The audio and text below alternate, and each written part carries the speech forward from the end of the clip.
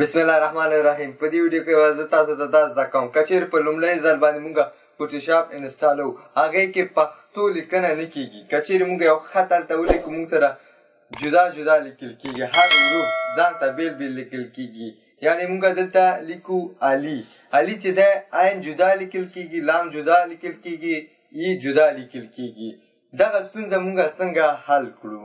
که چیرې غواړې کمپیوټر زده کړې، د کمپیوټر تخنیکونه زده کړې، نو زما چینل سبسکرایب کړه، د زنګ علامه فعاله کړه چې د ټولو نه مخکې زما ویډیوګانې هم تا ته ورسېږي. که چیرې ویډیو ښه وه یو لایک مو هیر نه شي.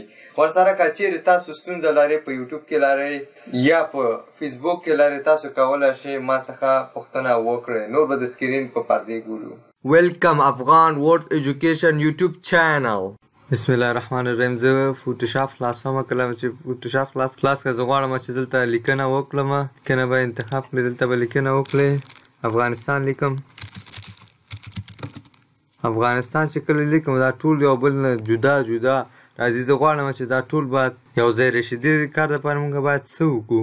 کله چې مونږ سره دا آپشن داسې کار کوي باید ته لاړ شي ایډیټ ته راشي. چې ایډیټ نه بعد به راشي لاندې راشي مکمل به لاندې ته راشي. دلته مونږ سره کله چې ریفرنس ته راغلی دې نه بعد به ته راشي ټیپ ته چې کله چې مونږ سره دا صفحه راغله دې نه بعد مونږ سره چوز ټیکس انګلیش آپشن دې نه بعد به ته دا چیک لاندیني ته به کته کوې. سمه ده.